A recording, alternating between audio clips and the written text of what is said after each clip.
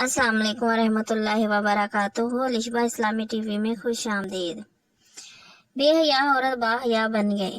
حضرت ابو امام رضی اللہ عنہ فرماتے ہیں کہ ایک عورت مردوں سے بے حیائی کی باتیں کیا کرتی تھی اور بہت بے باک اور بد کلام تھی۔ ایک مرتبہ وہ حضور صلی اللہ علیہ وآلہ وسلم کے پاس سے گزری۔ حضور صلی اللہ علیہ وآلہ وسلم ایک اونچی جگہ پر بیٹھے ہوئے شرید کھا رہے تھے۔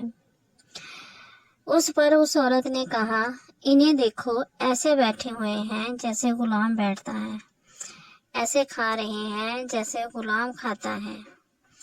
یہ سن کر حضور صلی اللہ علیہ وآلہ وسلم نے فرمایا، یہ کون سا بندہ مجھ سے زیادہ بندگی اختیار کرنے والا ہوگا؟ پھر اس عورت نے کہا، یہ خود کھا رہے ہیں اور مجھے نہیں کھلا رہے۔ حضور صلی اللہ علیہ وآلہ وسلم نے فرمایا، تو بھی کھا لے۔ اس نے کہا، مجھے اپنے ہاتھوں سے عطا فرمائے۔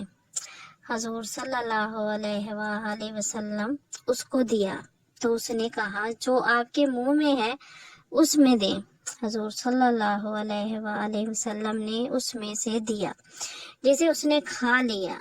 اس کھانے کے برکت سے اس پر شرم و حیا غالب آ گئی اور اس کے بعد اپنے انتقال تک کسی سے بے حیائی کی بات نہیں کی۔ ماشاء اللہ، سبحان اللہ، یہ ہے ہمارے پیارے نبی محمد صلی اللہ علیہ وآلہ وسلم۔ اگر آپ لوگوں کو ہماری ویڈیو اچھی لگی ہے تو الشبہ اسلامی ٹی وی کو لائک کریں، سبسکرائب کریں، شیئر کریں۔ اللہ حافظ۔